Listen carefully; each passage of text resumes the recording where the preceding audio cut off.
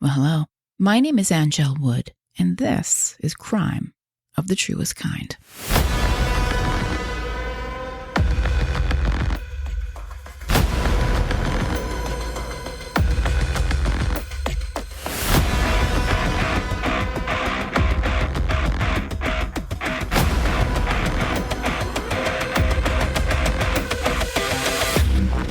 Hey, everybody. Welcome to Crime of the Truest Kind. This is about Massachusetts and New England crime, about regional history, things that happen here in New England. I talk about locations, I talk about localisms, and not that I really need to convince anybody. But those of you who listen from outside of New England, and even those of you who listen from inside New England, I share what a great place it is to be and a great place to be from. Today's show will be something a little bit different than what I normally do. It is about a missing persons case, but it is also very much about the impact on a family when a loved one is missing or murdered. What that family actually goes through. It is not pretty. It is a situation that no family wants to find themselves in. And throughout the course of this episode, I will very likely share some of my own feelings about the state of the quote-unquote true crime genre. This is episode 45. It's based right here in New England because Maura Murray is still missing.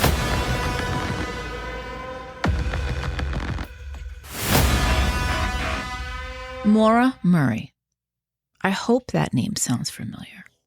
Her story is a true crime classic, a greatest hit in the collection. Now that statement does sound cold, and I mean no disrespect when I say that, but it is the truth. Because of the nature of Maura's case, and the myths and the mystery surrounding her disappearance, she has become like a character in a work of fiction. Her story has been deep dived and rehashed over and over again by people, and when I say people, I mean the true crime coterie of content creators and podcasters and crime networks and writers and reporters and show hosts and YouTubers and TikTokies. I just made that up and now it is a thing. And those among this cabal who didn't bother to take any time to research anything that they are doing. There are a number of crime capers that fascinate the public at large. The serial killer obsession. Just look at your Netflix history, maybe. And the other OGs of true crime. JonBenet Ramsey. She's often just called JonBenet, like a cartoon mascot. A case we absolutely want solved, but not at the risk of injecting ourselves into it. I guess it's too late for that.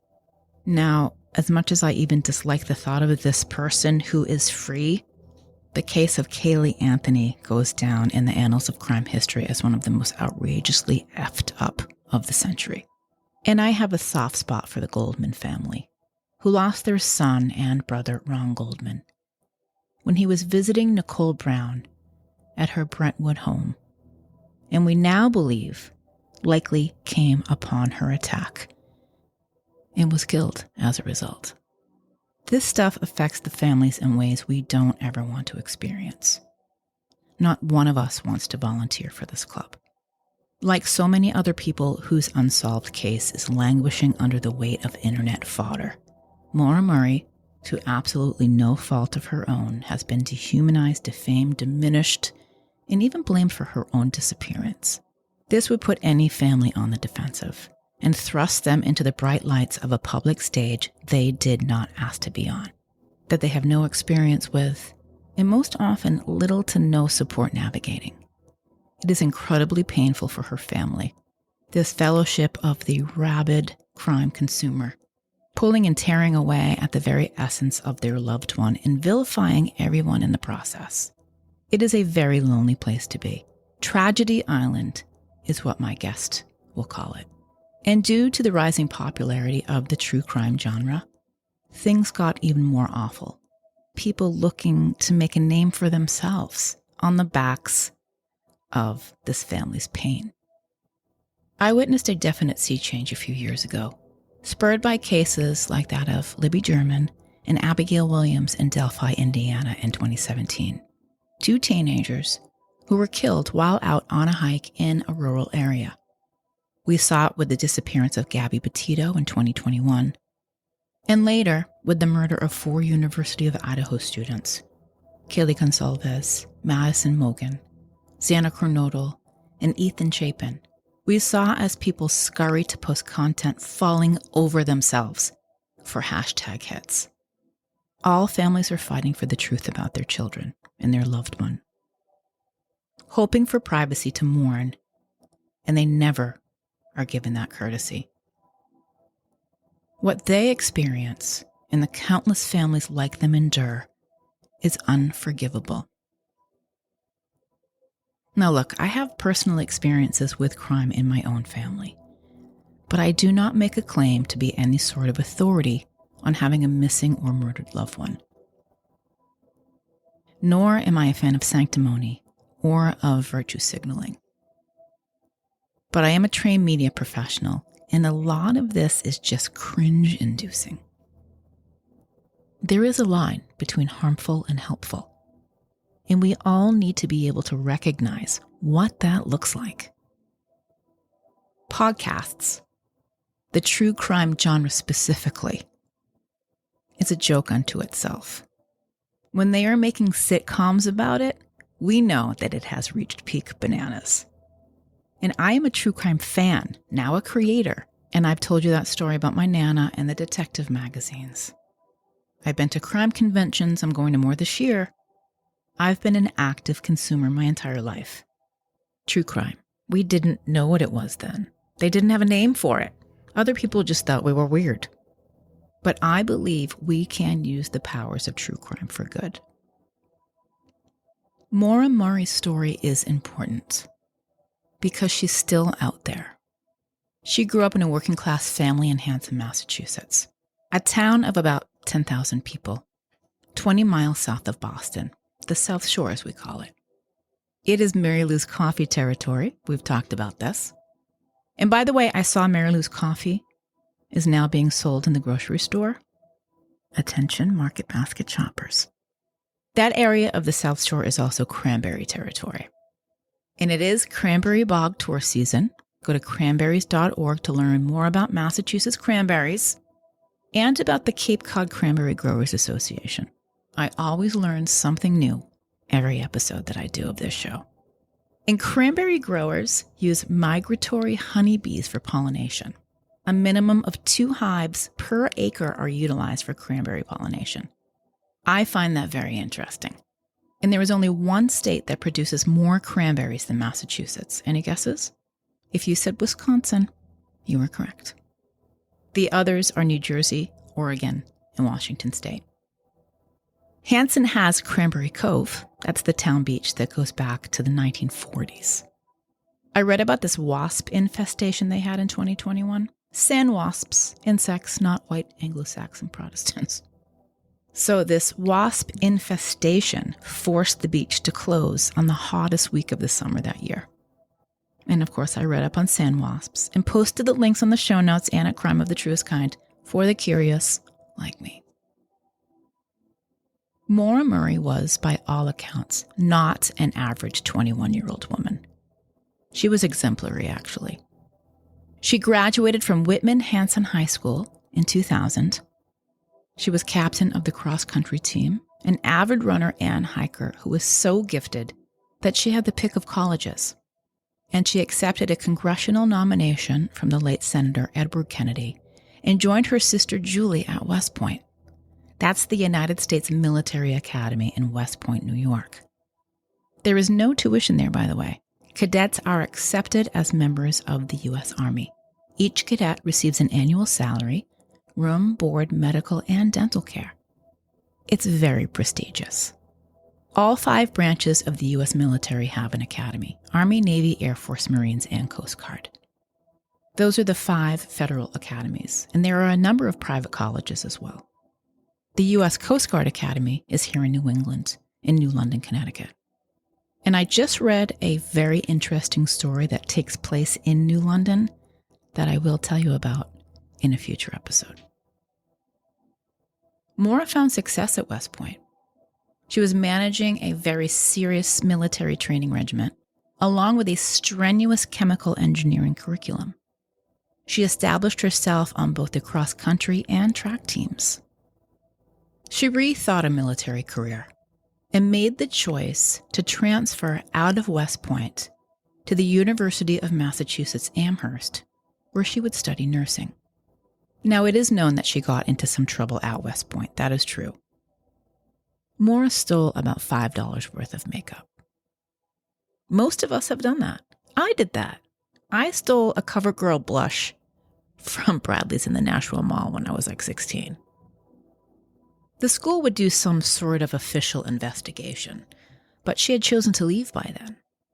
It was nothing serious enough to cause her to run away from her life. And students had done far worse things than she had done and never got kicked out of school.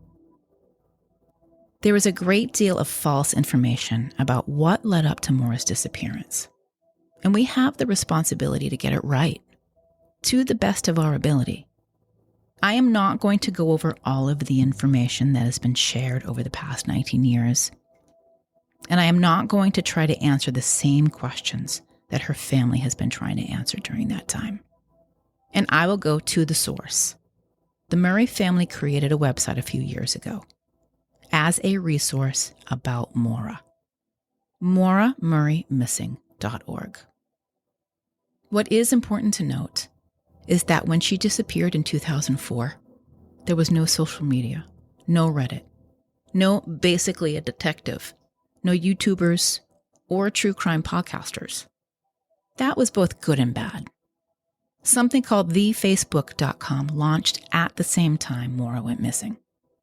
In the second part of this episode, I will talk with Julie Murray, Maura's sister, and a constant presence in the fight to keep Maura's name in the news and keep her memory alive. Because Maura Murray is still missing. This information I took from MauraMurrayMissing.org. On the morning of Monday, February 9th, 2004, Maura submitted her nursing homework electronically and reportedly emailed her professors, telling them there was a death in her family and she was leaving campus for a week. But there was no death in the family. It is known that she made a call to the owner of a condo in Bartlett, New Hampshire, which is a place that was special to Maura and the Murray family. The Murrays spent a great deal of time in that area. I watched an interview with Fred Murray, her dad, and they talked about how they had gone there a number of times a year. It's in the White Mountain region, with a number of ski resorts. I actually go snowmobiling in that area. There are many places to climb and hike, waterfalls, mountains, trails. And at the risk of offering more New England tourism ideas, Storyland is in the region, Alpine Slides, the beautiful Omni Mount Washington Resort, maybe better known as the Mount Washington Hotel, is very expensive. I've tried to book it. At 3:15 that same afternoon, Maura stopped at an off-campus ATM and took out $280. That's just about all the money she had in that account. She stopped at a liquor store and bought $40 worth of alcohol. It is believed that she left the UMass Amherst area around 4:30 p.m. and drove her 1996 Saturn north, headed to New Hampshire. Maura didn't tell anybody where she was going. She didn't tell anybody she was taking a week out of school. And she definitely didn't tell anyone she was driving to Bartlett, New Hampshire, in the middle of a New England winter. These are mysteries that remain with her family to this day.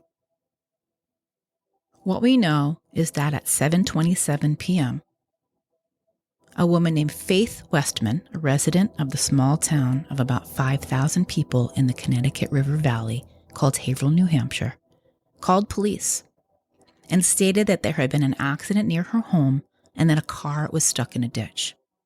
At which point a bus driver named Butch Atwood drove by and spoke to the woman outside the car. It was Maura. He offered her help and asked if she needed him to call the police. She said no thank you, that she had already called AAA.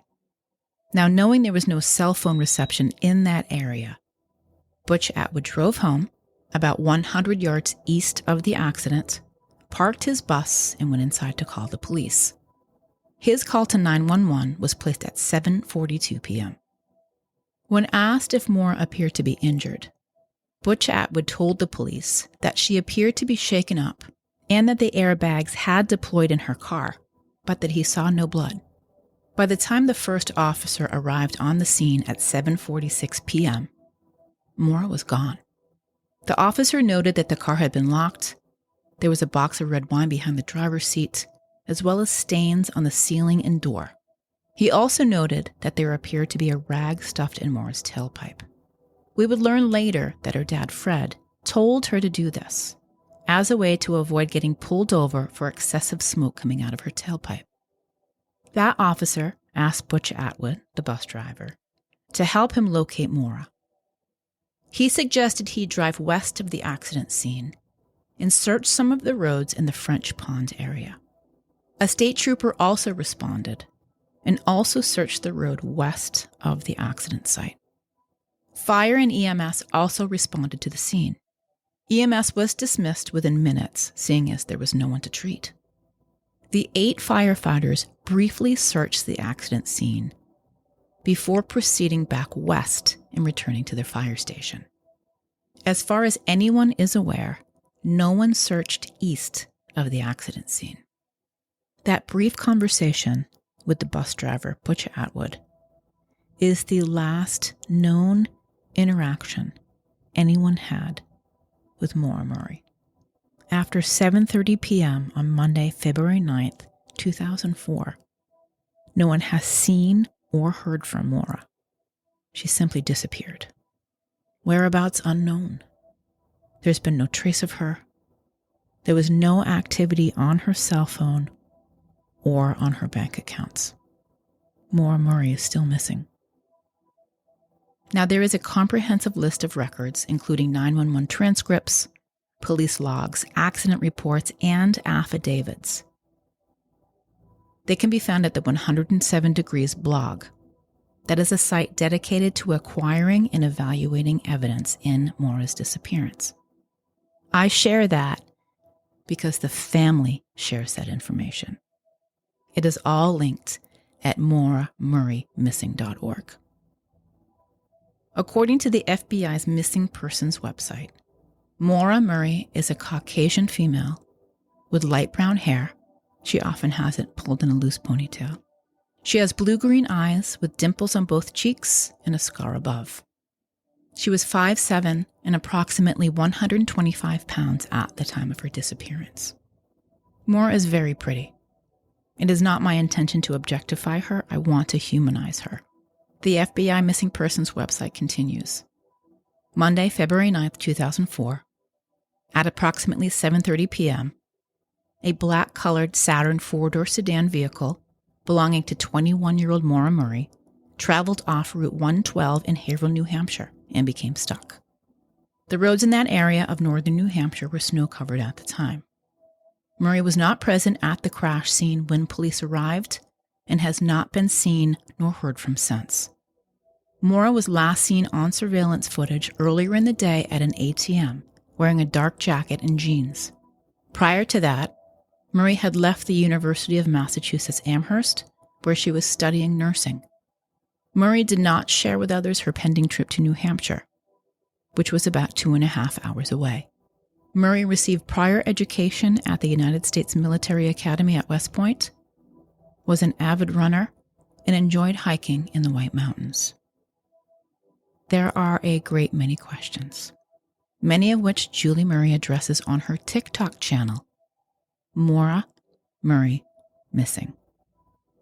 For example, what does Julie think happened to Maura?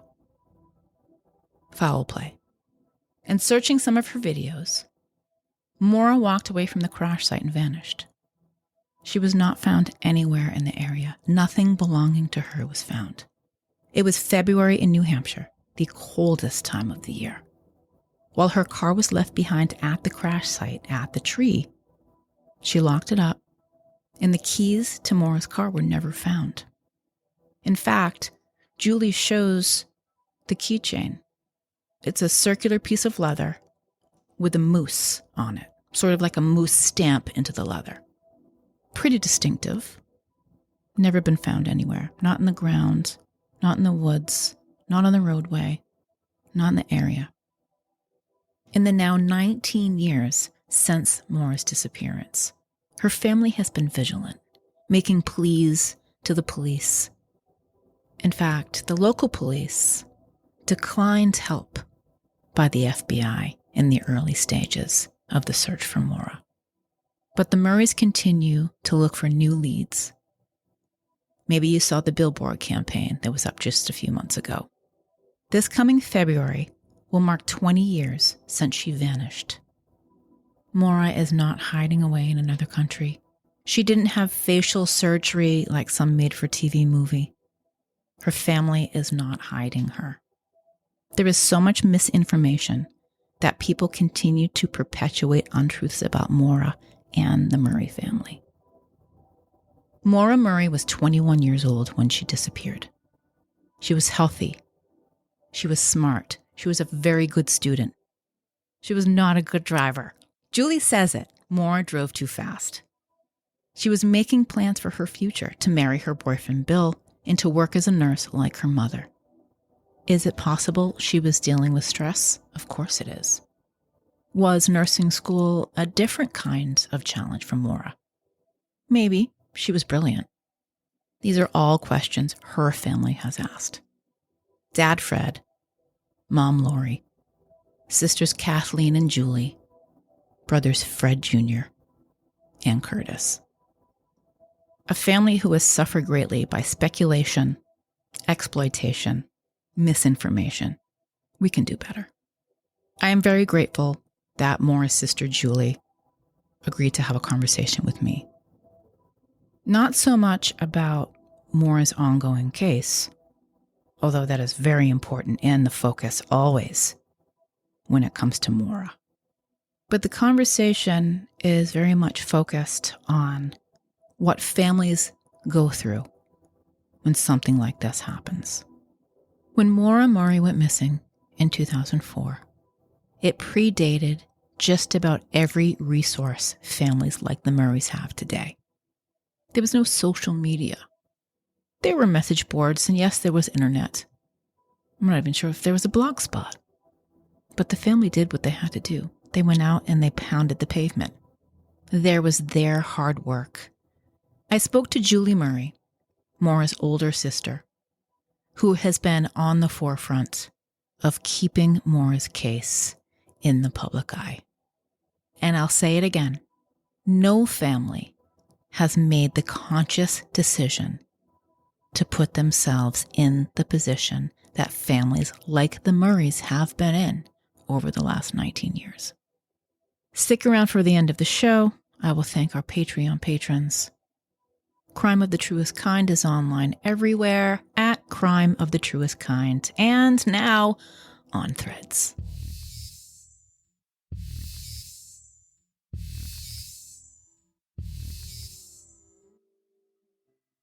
Julie Murray, I want to welcome you to Crime of the Truest Kind. I saw you at CrimeCon in Las Vegas, you and Sarah Turney and Kelsey German. And I don't think we talk enough about what families deal with. I know that you've had many incidences, you and your family have had incidences where people have probably said things to your face about your story. And nobody knows your story better than you know your story. Right. So let's start off there. What led you to an Engage with Empathy campaign? Where did it start for you? Well, it's been a journey. And over the past, it's been 19 years since my little sister Maura went missing, vanished off the face of the earth without reason, without any answers. And initially, I was kind of in the background. I was in the Army. I was focused on trying to do life. But once something like this happens, it alters the whole trajectory of your life. I was trying to do the best that I could. And as the years went on and we continued to investigate and follow leads, then the true crime genre kind of took off. And with that was initially very positive because that gave us widespread coverage, awareness. We were reaching people that otherwise may have not have heard of these cases, and my sister in particular. But then it turned ugly because people latched on to these real life tragedies and treated them as entertainment and forgot about or never understood that there's real people behind these stories and they're not just characters. And so, my family has suffered a lot in terms of exploitation, sensationalism. Horrific things have been said about not only my sister, who is missing and voiceless, but also everyone that loved her and everyone in my family. And after seeing that and experiencing that, I realized that I wasn't the only one. For one, there's many missing people and unsolved murders, as you know. And it felt like the victims and the families were living on a secluded island, like a tragedy island, and people took this voyeuristic approach to it. They could do that because we were on this secluded island and nobody really understood us, and they would speculate. And it allowed for them to sensationalize, exploit, talk about us as characters.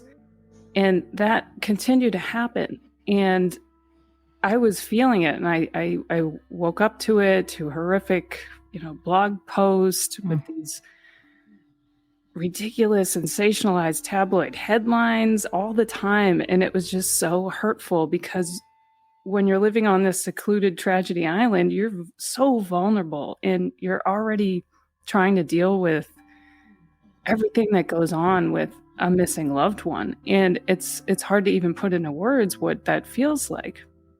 The only way that I saw people were starting to treat these cases and these family members and the people with the most at stake was when we bridged that gap, so that until you build that bridge, and that bridge is empathy, then people are going to just treat these stories as entertainment.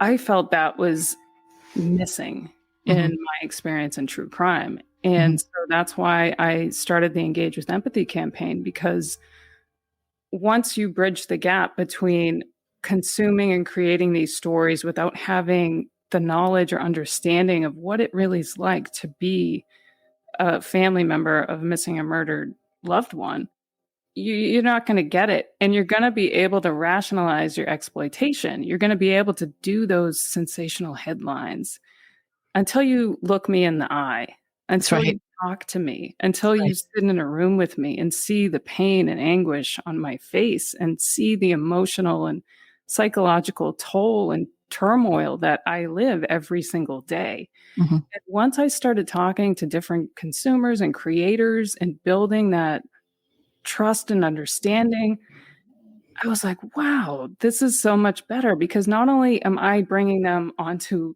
the island of, the tragedy island, but now I'm able to get out of this isolation that I've put myself in. Yeah. And build that trust. That was the whole reason for the Engage with Empathy campaign. And it's so powerful. And I think you can see a shift in the true crime space happening now. Yes. As more creators reach out to and speak with the people that are most affected. I definitely see that in the language.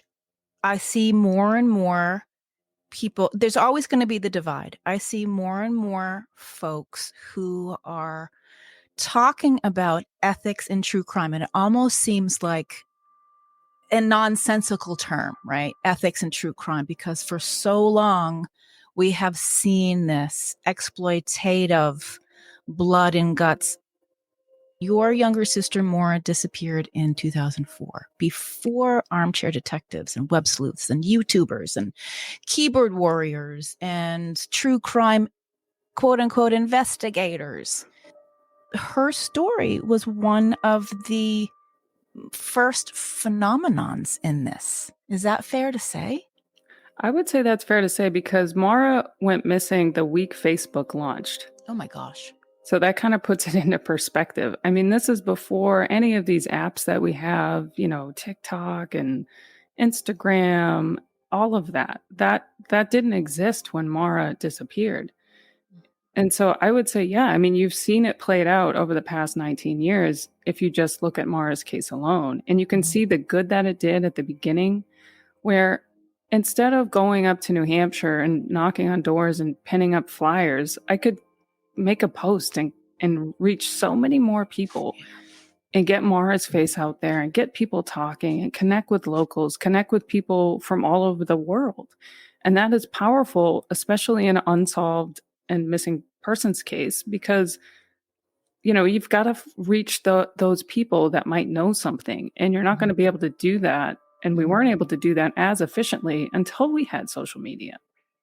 I do believe that we can use the true crime genre as it is for the powers of good. And I realized when I saw that billboard, I'm in Massachusetts, and I saw on Route 495 that there are a fair amount of people that don't really know her story at all.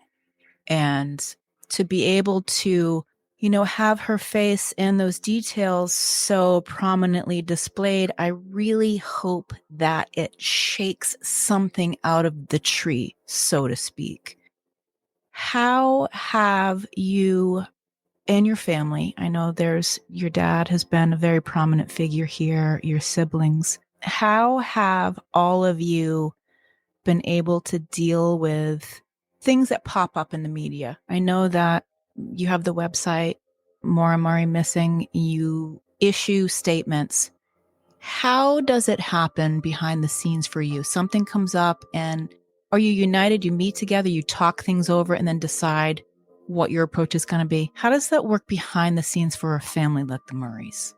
Well, for a family like mine, I'm lucky to be in such a strong knit family because we do meet and talk about everything. I call my dad every single day and we talk about other things, but we always talk about Maura, and we talk about, okay, what's up next? What do we need to work on? Who have you talked to? So when things come up, we all talk, whether it be through email or on the phone, and we don't always agree. We don't always agree on the approach and how to approach things and what to engage with and what to ignore. Yeah. Because, a lot of times it's, provoking or trolling that happens, especially in Maura's case. And a lot of those things we're not going to waste our energy on. Yeah. But when credible leads come in, we'll talk it through, lay out the different courses of actions that we think are the best way to approach it.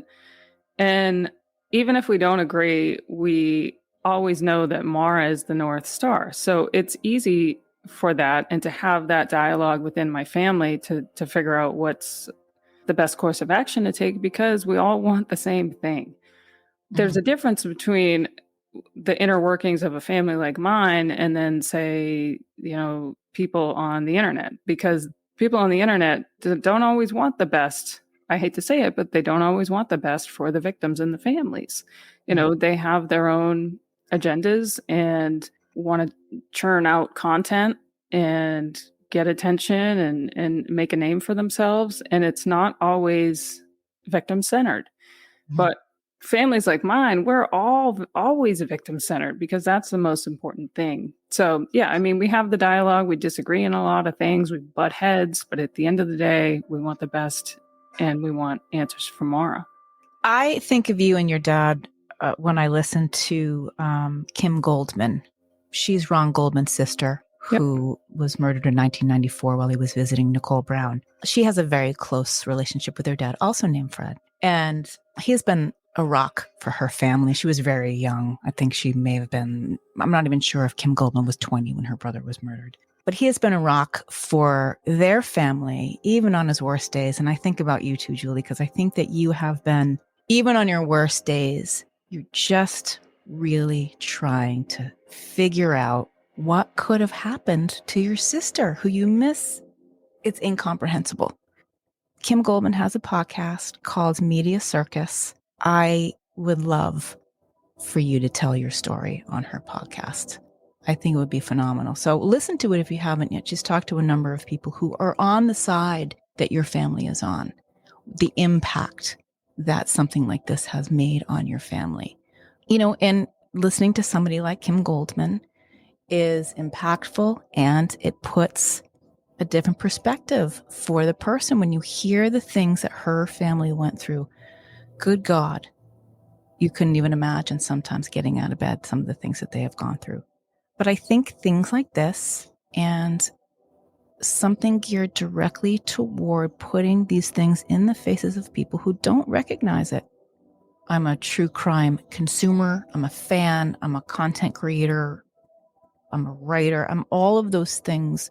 I've really tried to make sure that it's about the families.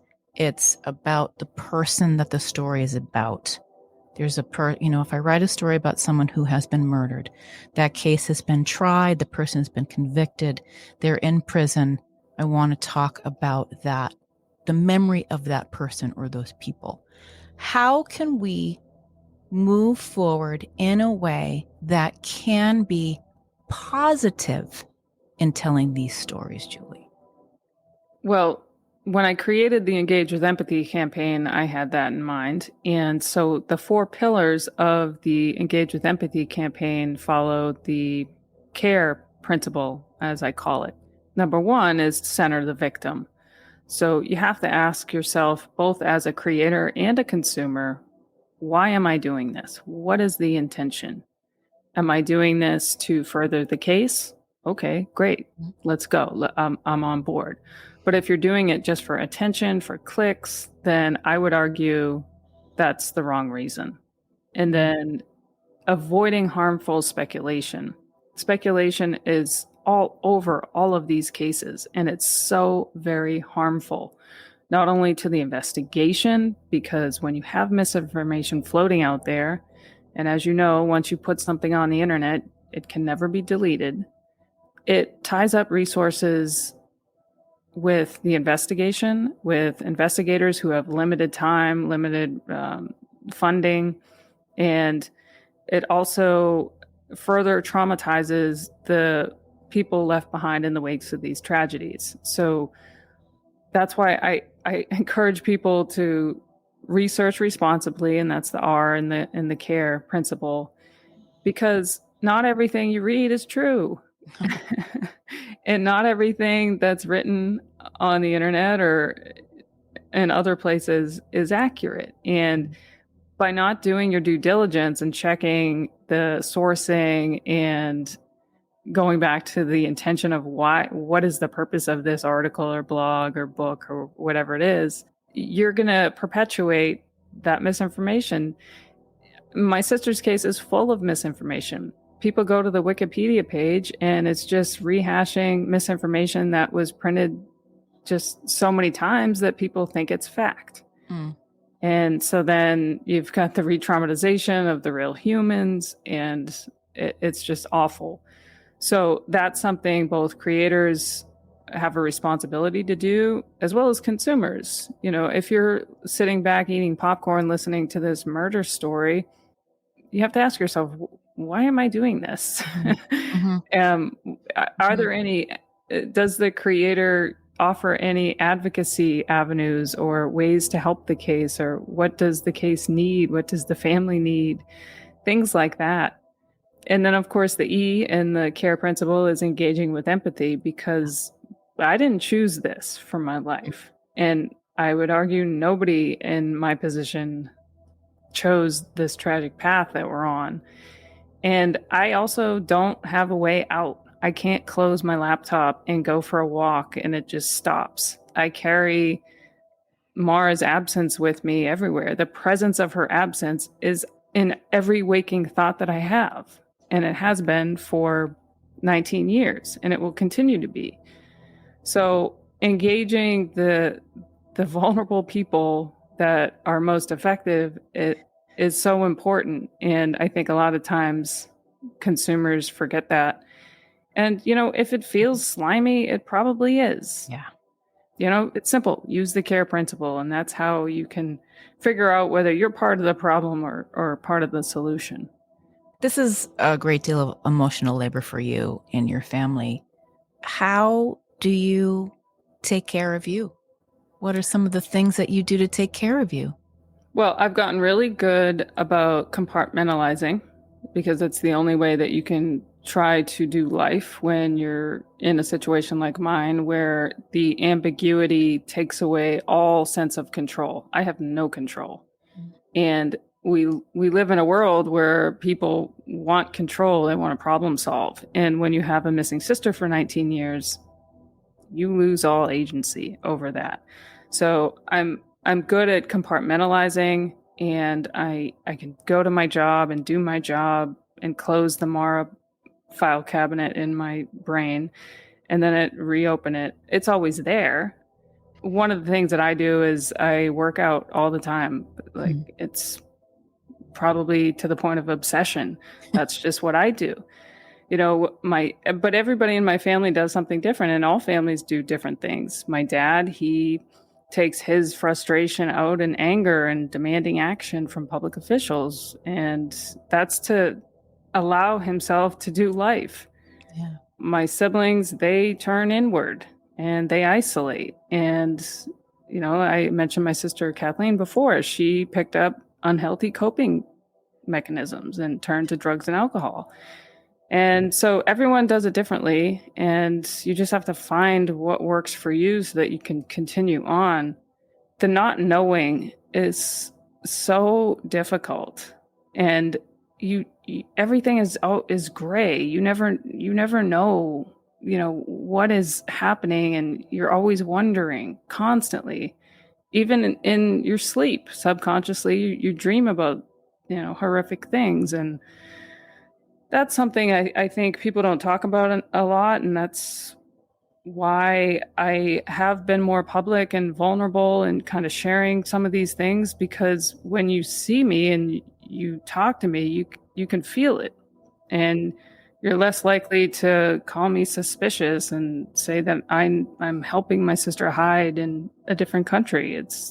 There's some ridiculous things that have been said, but if you spend any time getting to know me, you'll know none of that is true. So, yeah, I mean, it's been a process, but you figure it out and you learn how to continue on. And, now I spend hours a day trying to figure out ways to keep Maura's story out there, and whether that be promoting different events that we're doing as a family, or, speaking with people, returning emails, meeting with investigators, going to New Hampshire, searching. So there's always something that we have lined up to do. That's what I do. To never give up hope. Yeah. People miss that part of this, that, it's been so long. The hope is the driving force. The belief that one day you'll find out whatever that is. Never give up hope. When I talk to families who have lost a loved one or a missing loved one, I like to humanize that person. What do you think Maura's life would be like today if she was with you, part of your family, she didn't go away? What kind of person would she be, and what are the things that she would be doing? Well, Maura was a very caring, humble person. She was introverted like I am, but she was studying to be a nurse, and our mother was a nurse, so I'm sure she would have pursued that and become a great nurse. I've always thought, because she was so smart, she probably would have went into to be a nurse anesthetist, something that requires a little bit more math and science background, because she was so good at that.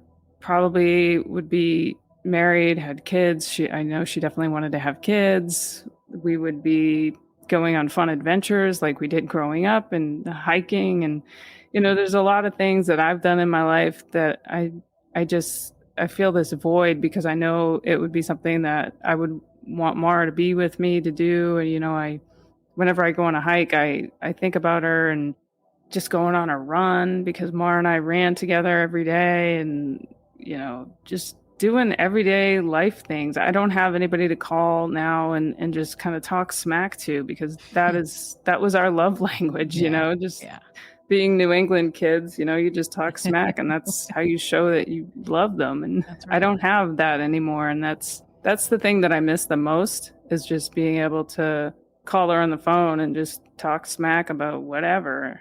She was a great runner, and I've continued to run, but now I pick up CrossFit and things like that. I think she would love CrossFit, because it's competitive. And, I think about, her and I doing competitions together, and traveling around, and throwing up weights and working out together. So I really miss that. What kind of music did she like? She had an old school taste in music, so she liked all the old stuff. Whew.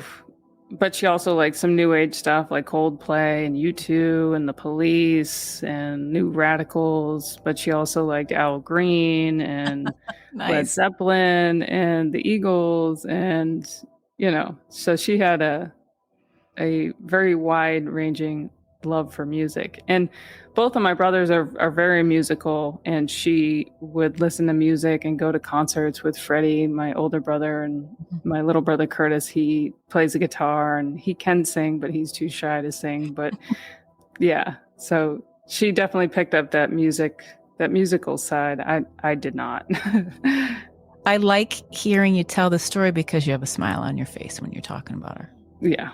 I like that. There's a great source of pride and happiness still there for you. I think that's important, to be able to keep talking about her in a way like, oh yeah, remember those things. Because as time goes by, we forget. We forget about those little things, the last conversations, or what were the plans you were making in those last couple of days before you didn't get to talk to her again. I don't know if closure is possible for anybody in these instances. No. I really value being able to spend this time with you and have this conversation, because it is important in that true crime can be used for good. I just think we need to keep hammering that into the heads of people who just think it's for laughs and for silly t-shirts. So thank you for really shining a light where it's so needed, but somebody that has been involved in this for the length of time that you and your family have, it's so invaluable to be able to have this messaging. So thank you for that. I know that there are some days you just don't want to have to deal with this. And thank you for sticking to it. It's obviously in honor of your sister, who you love very much. So love to all of you. I will see you at the True Crime Festival in August. I know you're the keynote speaker and you have a great message to share. So maybe we'll get to spend some time together there. Yeah. Your TikTok channel, folks, if you have any questions that you want answered from Julie, it's all there. I mean, you address just about every single question you have ever been asked about Maura's case. Yeah, I try to, and it goes back to that bridge. I talk about how important empathy is, and I want to allow people to approach me and ask questions, and I also want to be able to meet them halfway, and for them to get to know me. And so TikTok has been great, because there's no control of who you're going to reach, and the reach has been tremendous, and I'm reaching people from all over the world, and I'm able to dispel some of the misinformation. Yeah. I'm able to share some of my grief journey. I'm able to show people some of my vulnerability, and people have responded to it, and they see me for the real human that I am. Right. And I think that's super important, because it's different when, I write a blog or I do a tweet. There's a difference between that and people seeing me, being able to look into my eyes when I'm talking about how painful the unresolved loss and the ambiguity is. And I think it's resonating with a whole new group of people, and it's been amazing. It's unimaginable. I mean, we can say we're sorry and, oh, I can't imagine what it's like. That's not helpful for you. You just want people to understand where you're coming from.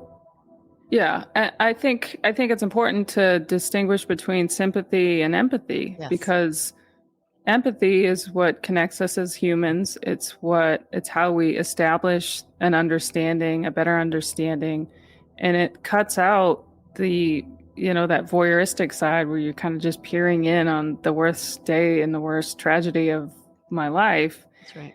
You're right. People like me, we don't want a pity party. We don't want, I'm sorry. We don't want you to fix our problem. We just want you to listen. We want you to understand. I want to feel a connection, because, like I said, a lot of times people in my position isolate and cut themselves off from everything because it's just too painful. And so it's been cathartic in that way that I'm able to connect with other people to help me get through difficult times, as well as other people getting a better understanding. I think anything is possible. All of the things that you've said about your own dealings with Maura's disappearance, it's all of these things, false information and missed opportunities. It's not an episode of CSI. It's none of those TV episodes where everything's solved in 35 minutes plus commercials. Yeah, it happens all the time. I mean, I'll open YouTube and there'll be 15 different rehashing of Maura's case by people that didn't have the courtesy to even reach out to me. And they're just rehashing all the same crap that's all false and sensationalized. This is re-traumatizing me. And then I go into the comments, which is a bad idea. But then, the family, that sister of hers, she just wants attention. Are you freaking kidding me? Nobody wants to be a part of that club. There's nobody on earth that wants to join that club willingly. Absolutely not. That's why I don't really spend a lot of time on Reddit. Don't go there. It's a cesspool. Just conjecture and rumor and innuendo. And I don't operate like that. I just don't. Yeah. Well, I hope that we can continue our online conversation. I really do value everything that you're doing. And I want to make sure that I'm part of the good side of it. Just echoing your message is really my intention. I went to CrimeCon last year. It was a gift that was eye-opening. But there were definitely some instances that were really enjoyable and really enlightening, like your panel with Sarah and Kelsey. And I like Dateline. I'm a Dateline fan, so it was cool to see them. And I'll see you in Austin at probably the hottest time we can be there. I know. Yeah, I will. And I'll keep you updated. I don't know what your schedule is, but if you can make it up to Concord when we march, that would be great. Yeah, I would love to. I'll keep an eye on news that you've got coming out and see how I might be able to be helpful in that. I appreciate you, and I'm glad that you're doing it the way you're doing it. Yeah. I hope that, we can continue to just hammer that message, because that's what I want to do. Yeah. Okay. Well, I will see you in Austin, if not before. All right. Thank you so much. Thank you. Thank you, Julie Murray. For many, many years, Julie has put herself out there because the family wants to know. The family does not have answers. I wanted to talk to Julie about some questions I had about other cases, in addition to Maura's case. Because Julie Murray has been a great advocate, not only for her own sister and her own family, but other people's families. So one of the things Julie had mentioned is that folks in New Hampshire are planning some sort of advocacy rally. I don't have any more information to share, but as soon as I get it, I will share it with all of you to see if some of you might want to be involved. MauraMurrayMissing.org is the official website. Maura Murray Missing on TikTok. You can go and watch Julie's videos. She tells you a lot of things about Maura's case. We will be at True Crime Podcast Festival at the end of August in Austin, Texas. Hot as hell, but we will be there. Definitely inside the air-conditioned hotel in Austin. Thank you to our superstar patrons, Heather B., Rhiannon, Lisa McColgan, superstars, my honorary executive producers, my EPs, wicked cool supporters, Rebecca, Dominique, Devil Dog, and brand new, hey Mark. Thank you so much. Gotta say hey to Total Gem Patty in New Hampshire. There's a few folks who were giving the dog a bone. Thank you, Paula, John, Barbara. That's what I call the tip jar. Because she will be supplying my dogs with bones. Crime of the Truest Kind available everywhere. Everywhere you listen. crimeofthetruestkind.com. Follow at Crime of the Truest Kinds on all the things. Facebook, Instagram. The show goes up on YouTube. It's also on Twitter, TikTok, Threads. I chuckle when I say that because it's brand new. Brand new. And about 30 million people already signed up for it. It is an alternative to Twitter, to put that in context. The next time I speak to you, my new little doggy is going to be here. Yeah, I just found out tonight, as I was trying to get this show out, that a baby dog became available for adoption. I will tell you all about it on the internet. Follow Crime of the Truest Kind. Thank you so much to Julie Murray. And Maura Murray is still missing. Please share her information. Thank you for listening. Bye, everybody. Bye. And lock your goddamn doors.